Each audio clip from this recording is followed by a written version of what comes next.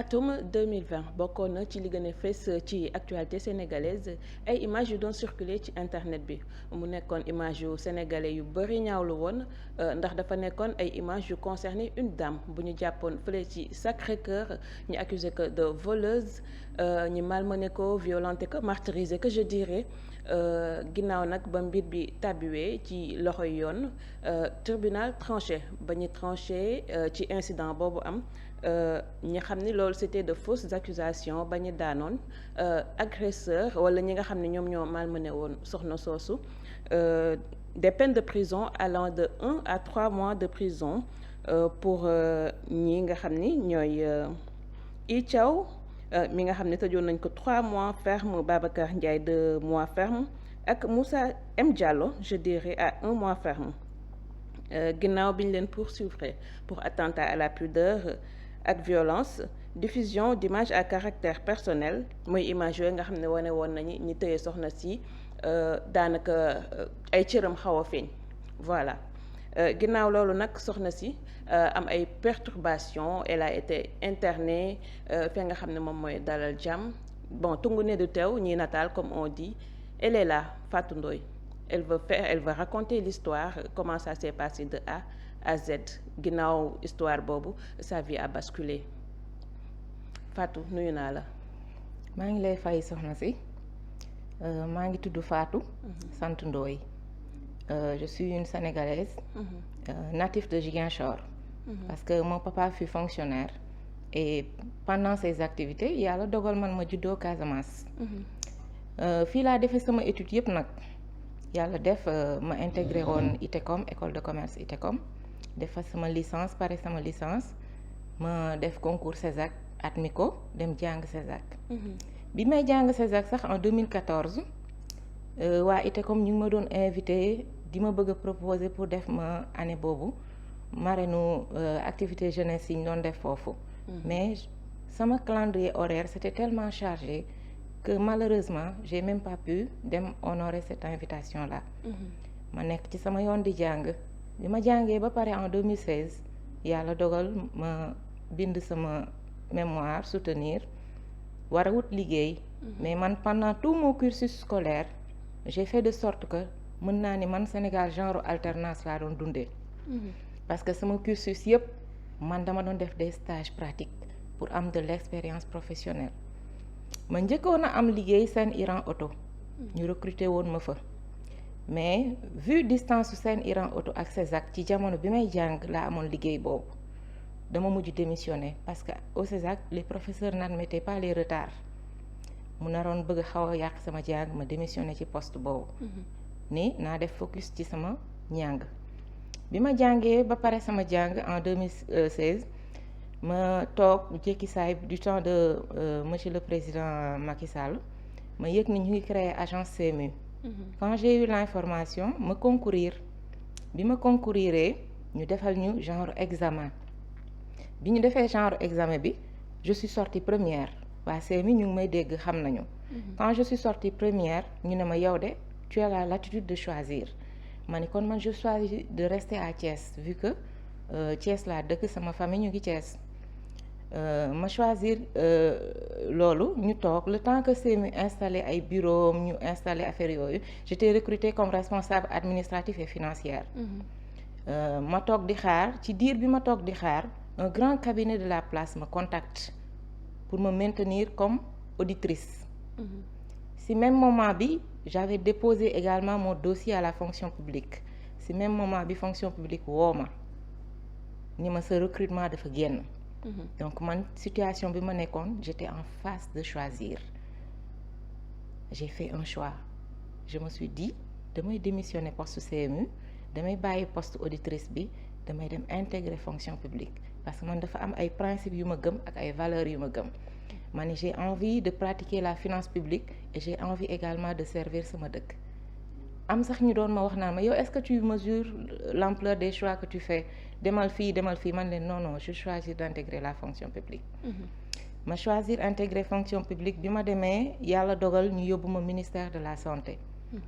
mais nag yàlla dogal na du sama première expérience ci santé parce que ci samay parmi mes stages professionnels j'ai eu à travailler avec le Conseil national de lutte contre le sida.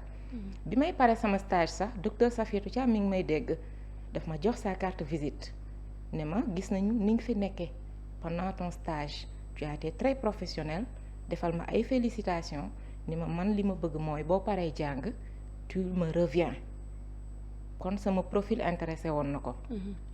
mais j'ai jamais répondu à cette invitation là dama bàyyi noonu. léegi bi ma commencé sama liggéey au ministère de la santé bi ma ñëwee yegg si ñu dalal ma division programmation budgétaire bi ma dalee division programmation budgétaire dès le départ j'ai eu un entretien avec monsieur Bamba Ndiouk mu ne ma madame man j'ai plus rien à prouver ci division bi vu ton profil man j'ai envie de te former et même de te laisser avec la division loolu am ma liggéey fa 2 semaines bi ma liggéeyee 2 semaines j'ai eu à gis attitude yenn comportement yi comme man amoon naa la chance avec le professeur Djibi Diakhaté quand on était à Utécom de faire la sociologie de groupe donc ak li ma jàng ci sociologie de groupe ak ni ma comprendre la situation je me suis dit mieux vaut que ma xaw a modérer un tout petit peu topp tuuti mouvance bi pour bañ ñu teel ma beddi jour boobu ma yeewu ma xaw a teel a nekk en avance comme dama xaw a nekk en avance man arrivé na ma dëkk Baobab donc Baobab ak fi yëf bi xewee sorewul secteur boobu miin naa ko mais bi yëf bi di xew maa ngi dëkkoon Jëppal bi ma génnee ma promené wu tuuti mbébétoon jël taxi ma ne naa promené wu pour réyaale temps bi après ma jël sama taxi. D'accord, là on revient sur ce fameux jour. Oui. Après bi loolu amee ma romb benn vitrine mu am ay yére yu ñu fa présenté mu intéressé ma dugg ci boutique bi. bi ma duggee nuyoo salaamaaleykum mu ne ma maaleykum salaam dalal ma comme ni ñuy dalalee client. ma xool parcourir rayon yi génn benn article natt ko muy yére bu verte bi nekk sama kaw ci image yi ñuy wane di ko tasaare. parce que man yére bi ma soloon mi ngi ci suuf. yére wu boutique bi mooy bi ma natt mu nekk sama kaw. yaakaar naa ni ku mbébét a sàcc da ngay jël def ci mbuus wala nga def ci sac am neneen noo def mais doo natt sa kaw. mais une personne externe moo dugg ci boutique bi yuuxu femme bi avec benn hargne bu doy waar bi mu yuuxoo femme bi paniqué daw génn boutique bi bàyyi ma fa. lu mu wax femme bi. dafa ni ko bul ko jaay sàcc la. te bi mu ko waxee ba pare moom waa ji dafa génn daw bi mu génnee daw loolu am après man ma xaw a paniqué man tam parce que dama gis ay nit ñuy ñëw di ut ci boutique bi ma tëj sama bopp ci boutique bi. c'est vrai sàccee moom boo ko yooxoo ñëppay ñëw. ma tëj sama bopp ci boutique bi parce que loolu mi ngi xewee woon fi BRT bi jaar te booba temps benn daral moo fa nekkoon. léegi ils sont venus bi ñu ñëwee dugg ci boutique bi par la porte de la maison bi ñu dugg see dañu ñëw rek commencé di wax di ma dóor di saaga di dóor ñu may dóor di ma dóor léegi après ñu jékki saay dem jëli ji buum parce que période tabaski buum day bëri yi ñuy takkee xar yi. ñu takk sama ñaari loxo takk sama ñaari tànk diree ma ci boutique bi yóbbu ma ci arrière couru kër gi bi ñu ma yóbboo ci arrière couru kër gi la réaction a été dañ ma bàyyi foofu ci karo yi tëral ma bi ñu ma tëralee foofu ci karo yi y avait une dame bu nekkoon à l'étage mi ngi wot bopp bi nii tënjoo benn sër léegi mi ngi wax ak ñoom à partir de là où elle était mi ngi wax ak ñoom léegi di wax comme lan di wax mi ngi wax j'arrive pas nag à tout entendre mi ngi wax ak ñoom pour ñu bàyyi la wala je sais pas mais mi ngi doon wax des choses. D'accord. Parce que apparemment même si vidéo yi doon jàll on entendait la voix de la dame loolu dinaa ci yegg si mooy bi mu naan Abdou wàccal kaw xale bi parmi les vidéos yi doon circuler tout le monde a entendu les commentaires quand la dame disait Abdou wàccal kaw xale bi loolu amee am benn waay bu jël sama sac dugg ak moom ci benn néeg bi mu duggee ak moom ci néeg bi ma catal sama bët fi ma tëdd gis nataalam ci miiru néeg bi léegi bi loolu amee ñu fouillé sac bi def li ñuy def ma jékki saa ñu ñëw arraché sama soutien-gorge bi bi ñu arraché sama soutien-gorge bi def des attouchements sexuels pare photo vidéo def li ñuy def daal di dem ma jékki saay am ay nit yu dugg ci kër gi man je comprenais rien maa ngi tëdd fi ma tëdd bu ngeen seetloo ci vidéo yi je suis restée calme am lu ma doon wax ci suuf. y a même des gens qui disaient dafa entrer en transe parce que man xool naa vidéo yëpp lire naa commentaire yëpp am ñu naan non dafa entrer en transe boobu fekk na maa ngi wax ci suuf laa ilaha illa anta subhanaka inni kuntu mina zalimina di ko répéter en boucle te ba noppi. sous le choc. waaw parce que j'étais choquée. léegi bi loolu amee ñu jël sac bi yóbbu def li ñuy def ma toog ba mu yàgg police ñëw. bi police ñëwee tekki wu ñu buum yi nekkoon sama loxo tekki wu ñu buum yi nekkoon sama tànk mën naa ni ñoom ci sañ xel mu gàtt dañ jàppoon ni ab sàcc lañ jël si. bi ñu ñëwee aussi fi ñu gaare woon oto bi sori na ak buntu kër gi dañu ma doon bëmax di ma bëmax may dem ba ci oto bi. les policiers. ma dugg ci oto bi. dem ñu yóbbu ma police su Jëppal. bi ñu ma yóbboo comme ci sama pochette dama fa bindoon numéro ku ñuy wax Bilal Sow j'ai pas oublié son nom ak parce que bi may installé wu à Jëppal moo ma doon aidé côté électricité bi léegi ñu daal di woo kooku ma daal di ñëw gis Bilal ci commissariat bi ma toogaat tuuti dem nañu ba ay guddi sam papa yegg si parce que yëf bi mi ngi xew bëccëg sam papa mi ngi fa yegg si presque guddi parce que Thiès la jóge ñëw bi mu yeggsee dugg ak ñoom ñu wax après ñu jël ma dugal ma ci oto bi jour boobu maa ngi ànd ak Bilal boobu may wax Bilal Sow ak Malick ñu dem ba suñu kër Thiès mais comme j'étais tellement sous le choc waxuma je pouvais pas prononcer un mot je suis restée 2 jours sans parler. Ah oui. parce que j'étais choquée léegi ci fi may commencé mën a wax ba waxtaan ak sama waa kër ma jékki saay les vidéos ont inondé la toile. D'accord. man mii ci sama jëmu bopp ma dugg Facebook gis sama benn connaissance dugal vidéo bi tagué ma ci parce que autant dañ doon taguer les gens sur Facebook. bi ma tagué dañ koy notifier ça m'a alerté j'ai regardé quand j'ai regardé je me suis dit tiens affaire bi jaaxal ma gis ni la personne qui a publié s'appelait Ibrahima Lamp Fall ma cliqué sur le nom j'ai vu sa photo. Sa photo correspondait avec l'image de la personne que j'avais vue sur le mur de la chambre. ok bi ñu ma agressé néeg boobu ki dugaloon sama sac ci néeg boobu bi loolu amee ma ni kon en principe kii ma taggé ci vidéo bi xamante na ak Ibrahima Lamp Fall mais après ñoom ils ont supprimé les vidéos. Ils ont supprimé les vidéos. Parce que tout le Sénégal s'est indigné en fait. Ils ont supprimé les vidéos après bi loolu amee temps boobu Marie Khemesse Ngom moo nekkoon directrice de la santé. comme xamante na ak sam papa mu woo ko téléphone allo mu ne ko sa doom bi li mu subir dafa metti elle a besoin d'assistance da nga koy yóbbu dalal xel en français c'est calmer l'esprit ñu jël ma yóbbu ma dalal xel boo fa demee am na psychologue am na psychiatre am na ergothérapeute ma dem ñu interné ma fa pendant 15 jours internement bi jeex ñu may ma un repos médical. traumatisme bi nga subir. traumatisme bi moo taxoon ñu yóbbu ma fa. en plus réseaux sociaux yi gën ko yokk. waaw pour que ma mën a am assistance psychologique boobu ergothérapeute bi ak tous les spécialisations yi fa dajaloo. ma dem ñooñu def seen liggéey bu mucc ayib may ma repos médical bi jeex ma génn walla reprendre sama liggéey ñu ne ma vu la situation et que Dakar la xewe et que yow say mbokk ñu ngi Thiès.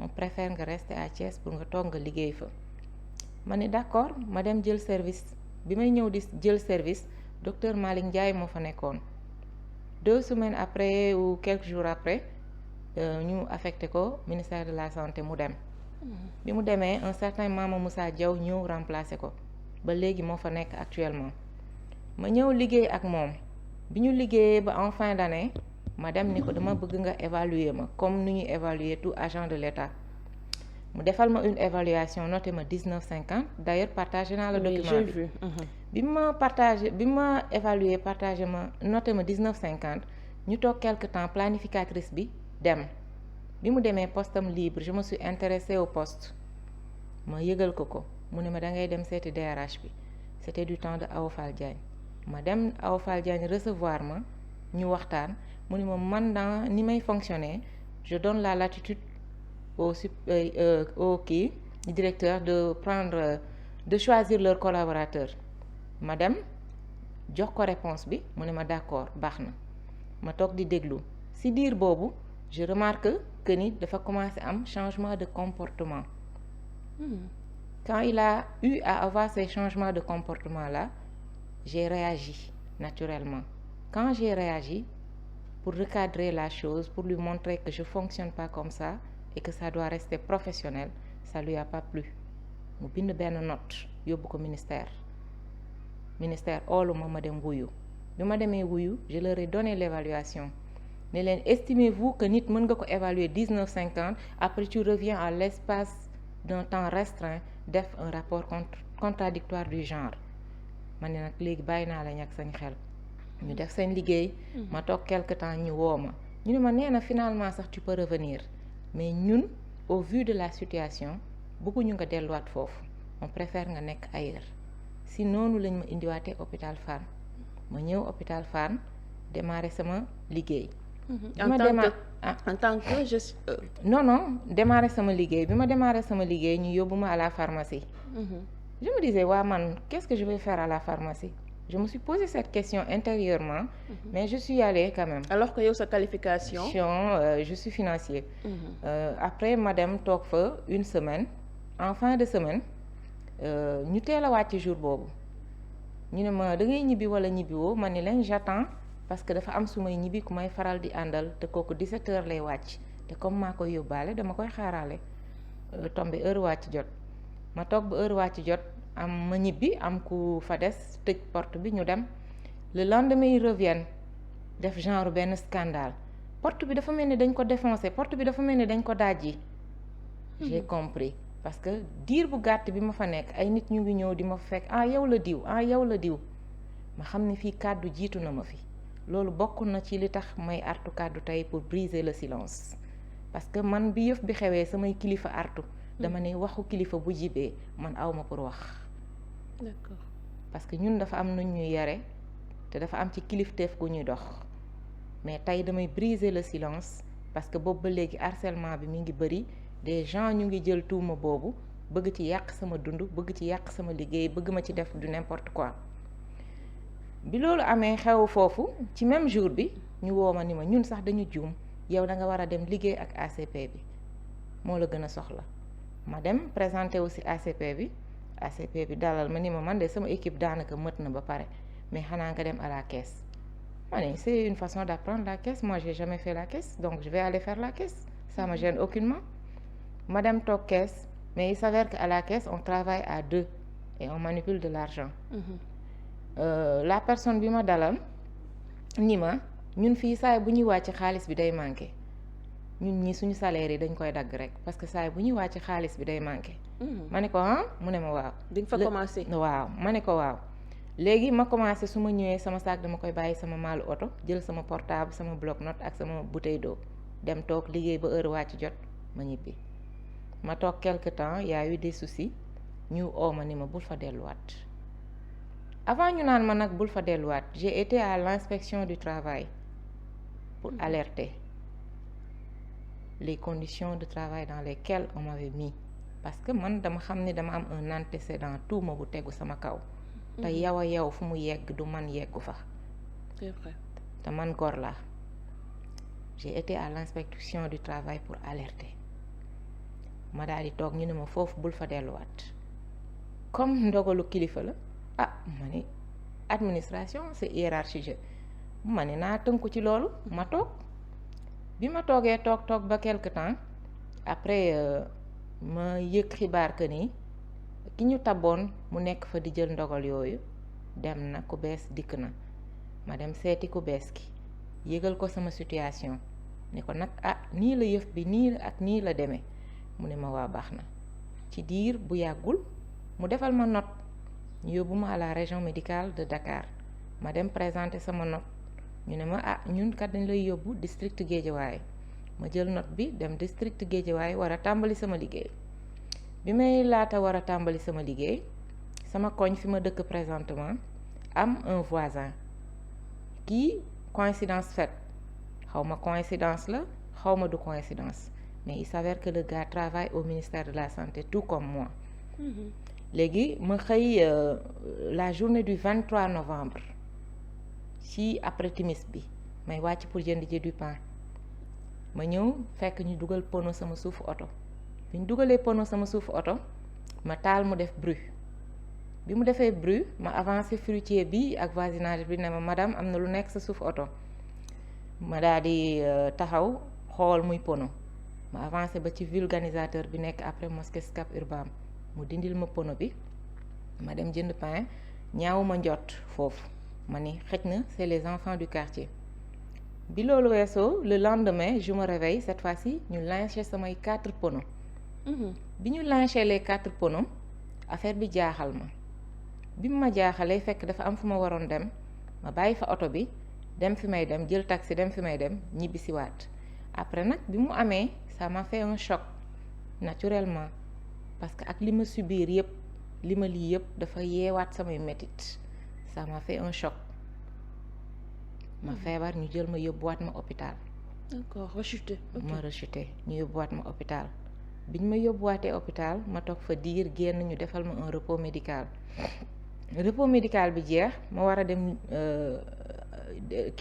retourner liggéeyi si décembre bi 24 décembre parce que bi ma génnee hôpital j'ai commencé à poser des questions pour savoir li xew sama ginnaaw ñu ne ma am na ku nekkoon ci enquête bi nee na sama sœur bi ne ma moom nee na malgré témoignage bi ma ko jox il va falloir mu déglu sa version des faits.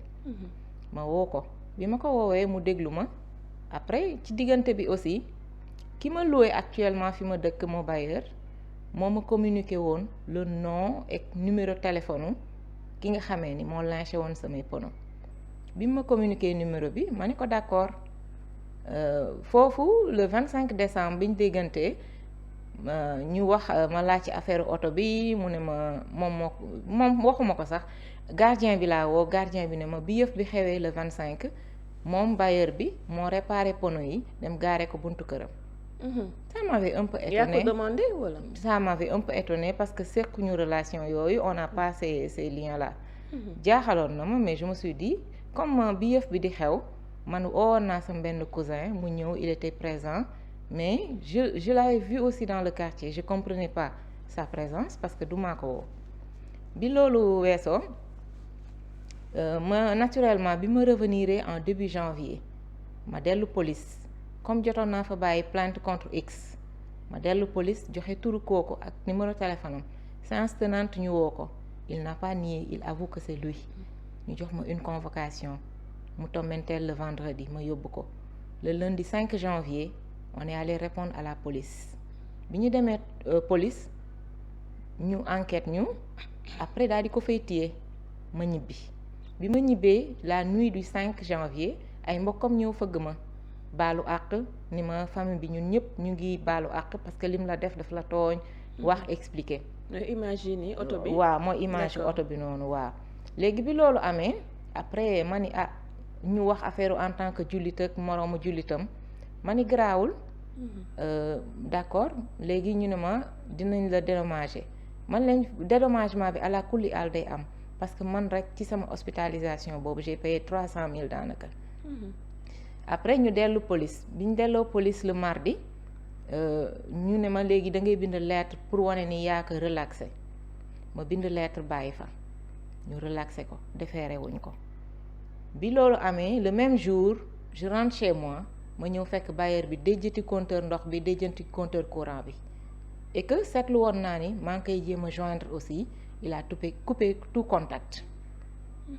Ce qui fait que de novembre à janvier il détenait par lui illégalement mon véhicule qu'il a perquisitionné devant chez lui bi loolu amee ma dem sama xel ñaaw parce que bi yëf bi amee aussi dañ ma xibaar ni dafa dajji woon kër gi changer serrure yi mais bi mu changer serrure yi il a remis juste 2 clés à ma sœur gardées par devers lui 3e clé bi sama xel ñaaw ma réflexe première a été de encore changer la serrure ma changer serrure bi sama xel comme ñaaw na ma dem seet sama denc bi ma seetee sama denc ma gis ni dafa yóbbu am lu mu jël ci ma lu mu fa jël ma gis ni ñaari sachet yu ma bàyyi woon ci ginnaaw oto bi dañ ko jël dugal ko ci wetu coiffeuse bi ak 2 paires de lunettes de soleil yu fa nekkoon daf ko dugal j'ai compris que la personne a pénétré ci chambre bi parce que robinet d'arrêt waañ bi sax da ko coupé.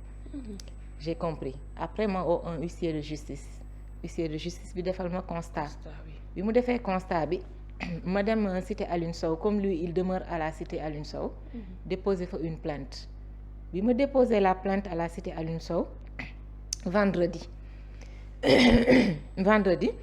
il a pas attendu le lundi pour répondre ce vendredi là il a anticipé.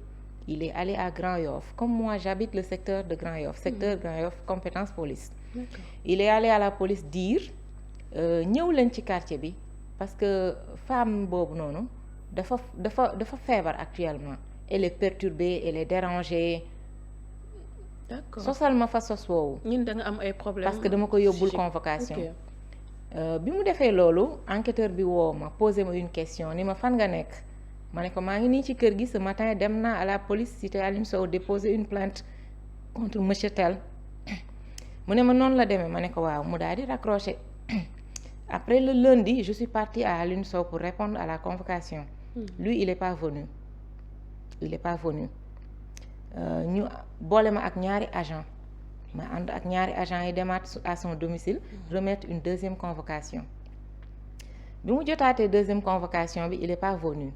ñu ne ma demal ñibbi comme fii la dëkk et que guddi dina fi fanaan si su ñëwul dinañ ko jëli donc le mardi matin tôt le matin il est venu répondre quand il est venu répondre ñu déglu ko ñu ne ma demal ma dem donc je suis restée ba le 20 janvier vendredi 20 janvier ci lañ ma oowaat police cité Alioune Sow oo ko mu delloo ma sama oto bi ma delloowee sama oto j'ai appelé un mécanicien qui est venu sur place à la police def des vérifications de surface bi mu defee ces vérifications de surface là ma récupérer oto bi dem police jox ko une injonction pour que mu rétablir l'eau et l'électricité il a rétabli l'eau et l'électricité ce qui fait que je suis restée 18 jours dans l'appartement du 6 au 23 sans eau sans électricité la personne s'est permis nit boo loué kër mu di la fay ameelu la dërëm nga privé que d'eau d'électricité pendant 18 jours. En plus il s'est inscrit parce que lui il connaissait il connaissait sama état de santé. Okay. C'était pour me perturber. Je suis restée 18 jours sans eau sans électricité. Suite à cela bi loolu amee informé naa nag police durant tout ce temps là maa ngi leen doon informé. Bi loolu yëpp weesoo ma daal di toogaat comme ndox bi ak courant bi ñëw na man yëf bi mi ngi ci yëfi yoon en parallèle dama déposé waatoon beneen plainte boo xam ne dafa jaare woon auprès du parquet instruire enquête bi à Grand Yoff lundi passé Grand Yoff woo ñu pour entendre ñu bi ñu Grand Yoff woowee pour entendre ñu mu wuy si ñu entendre ñu man ñu ne ma ñëwaatal mercredi moom ñu ne ko ñëwaatal vendredi. Il a anticipé parce que le 4 février un monsieur est venu taper à ma porte quand il a tapé à ma porte il s'est présenté et me dit c'est madame telle qui m'envoie je lui dis je connais pas de madame telle et je vous connais pas donc j'ai pas à vous parler et ne revenez plus taper à ma porte le gars il bloque la porte il me dit di nga xam ne ñoo la gën a bandi et que booy xeex da ngay xeex ak koo yemal doole daal di dem yoonam.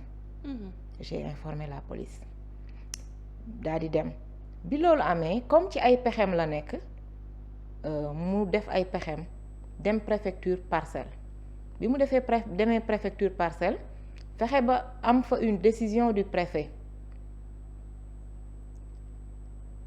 naturellement préfet Parcelles bi ak préfet Dakar yëgoo nañu mu am fa une note ni lañ femme bi elle est dérangée mentalement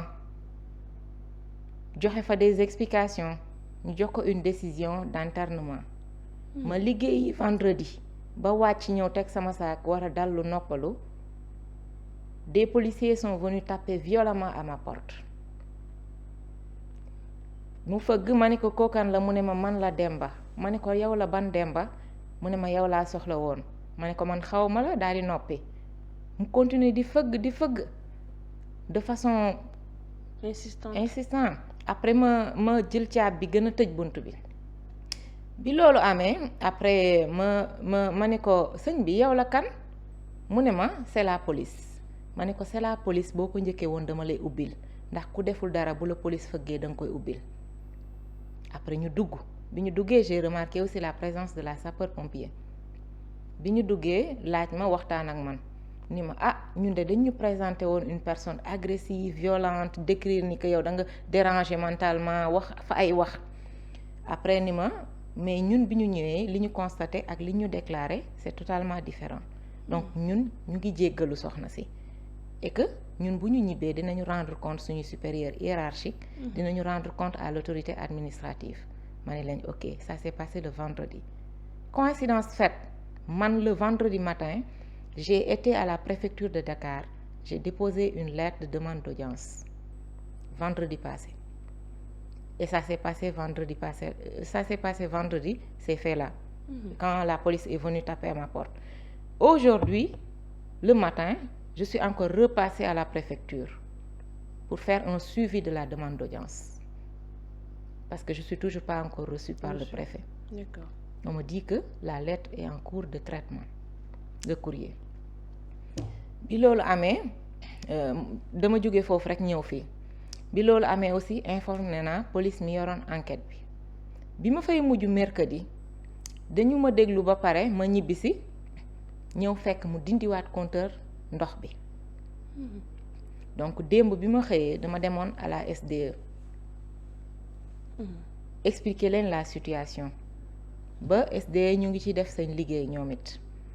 Tout cela j'en parle parce que soxna si on n'a pas une maison dans les 14 régions du Sénégal. Et quand on est fonctionnaire, on est là où le devoir nous appelle. Ce qui veut dire soo dëkkee Dakar wala nga dëkk Thiès wala nga dëkk Ziguinchor wala nga dëkk Tamba, quand on t'affecte ailleurs, tu deviens locataire parce qu'on n'a pas une maison dans les 14 régions du Sénégal. Code des obligations civiles et commerciales dafa am nu mu régiré location. Yow locataire bi nga am ay àq ak yelleef, moom bailleur bi mu am ay àq ak yelleef. Ndax bi yëf bi amee aussi en parallèle, j'ai contacté le ministère du commerce parce que dañu am seen démembrement boo xam ne ils sont chargés de suivre les affaires liées ak affaire location yi. Donc ñoom tamit ñu ngi def seen liggéey en parallèle. D'accord. J'en parle parce qu'il y a des manquements. Je constate que bi ma demee SDE niñ ma décrire la situation, locataire bu nekk di vivre li ma nekk di vivre, ñoom dañu am des limites pour agir. Et que bailleur bi mën na doxale nu ko neexee. Léegi bi loolu amee tey vendredi ma def geste bi ma def delluwaat encore préfecture sàkk pour gis préfet bi ñëwaat. Pourquoi je suis venue? Parce que je me sens menacée. Pourquoi j'en parle maintenant? Parce que quand je fais la sommation de tout ce qui s'est passé, je me dis que c'est pas un néant. Nit njëkk na ma fekk ci boutique tuumal ma sàcc, ça n'a pas abouti. Ma jaare fa di toppatoo sama wérgu yaram. ñu étiqueté ma de nit bu xelam dikkatul. muy ñaari yëf, sàcc, dof. D'accord. Gàkkal nañ sama der ci sàcc, gàkkal nañ sama der parce que ñu ngi may tuumal ab dof. Ci nit bu jàng ba yor ay lijaasam war a toog fi mu war a toog pour liggéey pour daan dooleem. Ñaari gàkk-gàkk yooyu nag comme daf ma nar a topp sama giiru dund te bi yëf bi amee artuwuma kàddu ma ne nag dinaa ñëw wax ñëpp dégg ma ñëpp xam parce que man awma complexe, y a pas de maladie tabou. Man awma complexe nit romb ma ni ma dof bi parce que dof bi yonent bi sallallahu alayhi wa sallam sax wax nañ ko ci surat al-Qalam. Ku ko déglu dégg di nga xam ni yonent bi sax doon nañ ko wax dof bi. Kon man ñu di ma wax dof wala di ma traiter de dof du ma déranger. Ce qui est important c'est que man xam naa sama bopp, xam naa may kan, samay mbokk xam nañu ma, samay am di jàmm xam nañu ma. Ce que les autres pensent de moi ça m'importe peu parce que man xam naa ki ma doon, xam naa may kan. Tey nag li tax ma taamu seen plateau bii ñëw toog fii c'est pour rétablir l'équilibre de l'information.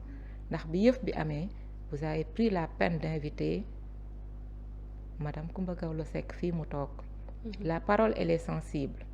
Quand on interpelle une personne sur quelque chose, si tu ne maîtrises pas la question, mieux vaut nga noppi. Soo mënul noppi, soo si waxul waxu yërmande wala compatir aussi lu dal nit bi la parole elle est sensible parce que ci biir ay kàddoom dafa ni man ab càcc duma ko cautionner à l'entendre c'est comme si la personne dafa sàcc. exemple je crois qu'elle parlait de façon générale. waaw exemple la ci biiri exemple mais la parole elle est sensible. Oui, c'est vrai. La parole elle est sensible moo tax yëf bu amee boo ko maîtriser wul waroo ci wax soit nga neutre ci en parole soit nga bañ a am parti pris waaw comme nit dafi waxe woon nag te dafa waxoon ci li fi xew moo tax ma choisir seen plateau bii. D'accord mais Coumba Gawlo je pense que bi muy wax moom déjà dafa ñaawlu woon sax acte bi parce que elle a précisé que ni même bu dul jigéen sax benn nit mérité wul traitement boobu noonu donc de façon générale bon man du ma ko waxal mais man ci ni ma comprendre dafa wax rek de façon générale moom du cautionner sàcc même bu sàcc amoon sax bon moom du cautionner violence boobu di maltraiter doomu aadama même bu dul jigéen.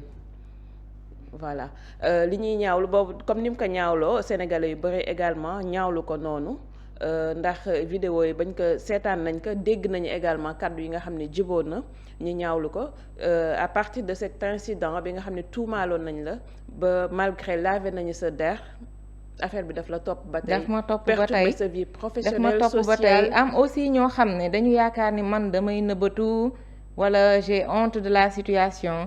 ba tax ñu yaakaar ni ak di ma harceler di def ay acharnement sur ma personne sama lieu de travail. ak fu ne may subir benn pression bu doy waar. ay nit di ma harceler di acharné wu ci sama kaw y compris bailleur bii ma mujjee jëflanteel parce que il pensait que ak sama maladie mën na def tous ces forfaits là tooñ ma tooñ yi ma tooñ yépp ñu ubbi l'enquête moom mu yaakaar ni mën na jafandu ci le fait que am na l'information que kii dafa feebar et que tel lii la jafandu ci pour enquête bi du wéy li tax ma ñëw di wax nag c'est parce que du ma toog ay nit di ma sacrifier ci neen enquête dañ ko ubbi dañ ko jox instruction pour mu garder distance am il n'a pas respecté ça parce que pas plus tard qu'hier le même gars est venu taper à ma porte encore. Qu'est-ce qu'il cherche en fait? Des tentatives d'intimidation, c'est pour m'intimider. Pour que vous sortiez de la maison. Il essaie de me perturber, de me déstabiliser. Ça ne fonctionnera pas. te am naa yaqin ni yoon dina def liggéeyam, justice dina def liggéeyam ndax dëkk bi ñu nekk nii c'est un pays de droit.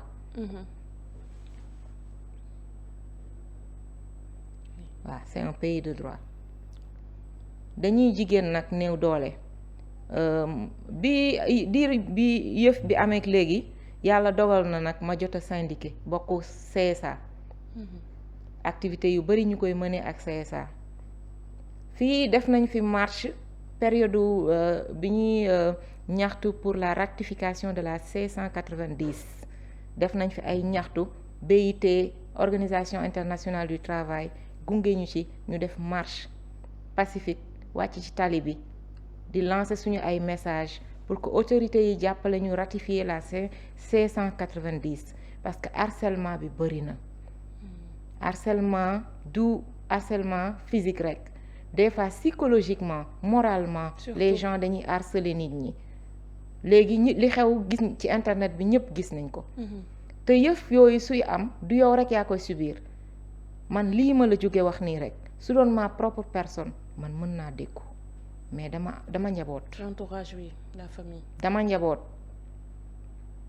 su ma nee dama njaboot dama am ay mbokk. dama am yaay dama am ay rakk dama am ay mag dama am ay nit ñoo xam ne dama sori seen xol su ma yëf di dal day metti ci ñoom tam. te man dama am yaqin ni ma koy dundee muy metti noonu lay mettee ci keneen ak keneen ak keneen et il est temps que cela cesse. il est temps que cela cesse surtout dans nos lieux de travail. et loolu li ñu ci mën a jàppale mooy ñu ratifier la C190 pour que harcèlement bi jóge fi. parce que même saaga moralement harcèlement la. maltraitance bi bëri na violence bi bëri na harcèlement bi bëri na. psychologiquement. te nit kese la am na foo xam ne bu la fa nit toppee ba nga sës di nga flancher.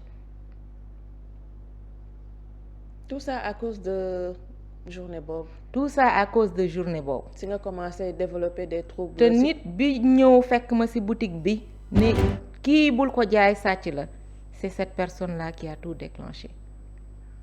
c'est cette personne là qui a tout déclenché. bi yëf bi amee Abdou moomu ngeen doon dégg ci vidéo bi dañ ni il est resté introuvable. ba police mënee enquête bi Abdou boobu il est resté introuvable. mais ñeneen ñi ñoom daan nañ leen. ñeneen ñi daan nañ leen liñ la ñu daan. ñu seetal la malgré loolu. ñu seetal ma malgré loolu tuuma bi di ma topp. parce que fi yow a yegg du man yeggu fa. ils te remettent toujours ça sur la table. waaw mais man loolu du sama problème. parce que moi je traîne pas de casserole. man les préjugés je les considère pas. parce que xam naa ni man ci moral lay dox ci éthique ak ci déontologie. ñu fàttali ko Fatou Ndoye jamono jooju mi ngi liggéey ministère de la santé ba tey sax. ba tey waaw génne woon Césac du n'importe qui. moo fay jàng ba am fa ay lijaasa. fii may wax ak yow maa ngi amee sama admission à l'école EPF de Paris. di càmbar sama doctorat. parce que man maa ngi poursuivre sama vie maa ngi poursuivre samay ambition cela ne me freine pas. c'est bien. mais boobu ba léegi nag maa ngi gis ni maa ngi jug ñu ngi may faqastal loolu nag moo tax ma ñëw pour briser le silence parce que il faut que cela cesse. D'accord. Merci ma bàyyi la rek nga wax sa dernier mot. sama dernier mot mooy di leen wax jërëjëf ndax amaana mënoon naa sàkku ñëw bi pour rétablir l'équilibre de l'information ngeen bañal ma ko. parce que am na ñu ma ko jot a bañal. ah oui. am na seen naataango yu ma jot a bañal lii parce que bi yëf bi amee TFM bokkoon na ci ñi ci artu jàkkaarloo def na ci émission ba Bouba Ndour naan mooy kan ba ñëpp war ci wax mais ni mu waxee safaan noonu la fa am ñu amee ñu wax lu baax ndax Faty Dieng déglu naa sa version ni mu waxee Aïssatou Diop Fall wax na ci. ba ma solee sama daal dem TFM dañu ma fa toroxalaat diiri ma sànni ma si biti ba sama yére xotteeku. ah oui. mais c'était une démonstration une justice divine parce que la ñu ma def Sacré-Cœur ñu jël ko di ko médiatiser di ko namoo ñoom loolu lañ ma defaat ci seen biir plateau ba pare di commentaire naan ma xanaa nga dem seeti ji Maïmouna Ndour Faye ma solaat sama dàll dem RTS. Pourquoi ma dem RTS? Parce que bi yëf bi di xew Pape Alé Niang était journaliste. Pape Alé Niang a pris sa plume. Pape Alé Niang a écrit benn article ci ma personne. Il fait partie des premiers yi révéler sama identité. Parmi ñi bind ñëpp parce que man naturellement je laisse pas beaucoup d'informations dans les réseaux sociaux. Je suis une personne qui préserve ma vie privée. mais Pape Alé Niang a révélé sama identité joxe sama tur joxe sama sant wax ni missionnaire la woon SAMU municipal man j'ai jamais travaillé SAMU municipal ba ma solee sama daal dem RTS pour gis ko ndax dama jàppoon ni RTS këru ñépp la dañ ma fa toroxal ba ma ñëwee gendarme bi ñoo ma bàyyi ma dugg gaare sama oto yéeg ñëw mu ni ma génnal ma ni ko génnuma parce que dama ñëw pour gis un tel te kii nee na ma toogal xaar dañ ma diri gendarme bi daf ma mbéj. ah oui est-ce que ki nga doon seet xamoon na ni yaa ngi ñëw nga fa. man awma soxla ci Pape Alé Niang man je suis apolitique sama yoon laa topp daan doole laa xam di liggéey sama liggéey di mener sama vie tranquillement. D'accord. C'est pas sa personne qui m'intéresse mais le fait est qu'il a pris sa plume il a révélé sama identité il a dit des choses loolu moo sababoon ma sol sama dàll dem fa mais c'est la réaction qu'il a eue jour boobu sama oto dañ ko fanaanal RTS ni ma demal ñibbi ba le lendemain ma ñëw récupérer oto bi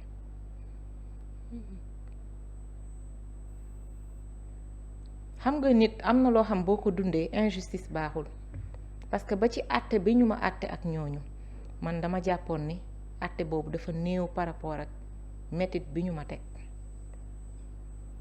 d'accord toogaan naa fi un temps ma dem déposer une plainte pour que ñu mënoon a tijjiwaat dossier bi parce que man procès ba teewuma ci bi procès bi di am fekkewuma ko dañ ma fa représenté woon te mbir ki ko dund moo ko mën a nettali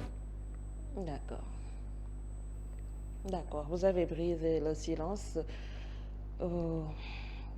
baax na xam naa sénégalais dañ ci gën a jàng xamaat comme lan mooy importance santé mentale comme que jël nañ ko fan yi di ko waxtaane donc sénégalais nañu bàyyi di fekk jàngoro ñi gën ko métital wala góob ñi gën ko parce que sénégalais dafa moome di wax ci lu mu maîtriser wul ak lu mu xamul xam nga santé mentale c'est large mais ñun fii benn kàddu lañu am pour santé mentale mooy dof surmenage xam nga surmenage day am surmenage intellectuel surmenage ci santé mentale la bokk oui burn-out ci santé mentale la bokk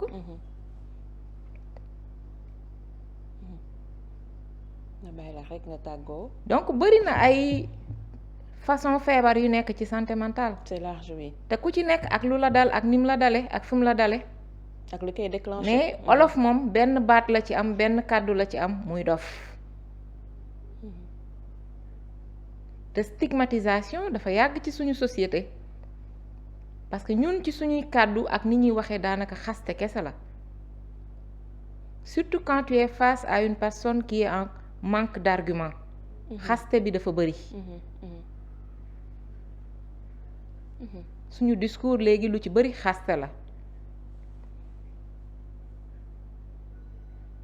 surtout boo xasee ba am trouble yi rek après jàpp nañ ni mënatoo wér waaw loolu duma ci xóotal waaye baax duma ci xóotal parce que sama santé sama vie privée la et information yi ci tàbbeeku ay données personnelles la nit bu aventuré wu nag ba yaakaar ni mën nga ko jël utiliser ko contre man bis boo ko defee rek sa plainte mi ngi lay xaar et que yoon dina ci def liggéeyam parce que man ba léegi li ma dal xóotalu ma ci waxuma la ko c'est mon médecin qui connaît ak man jeex na. Merci beaucoup madame Fatou Ndoye.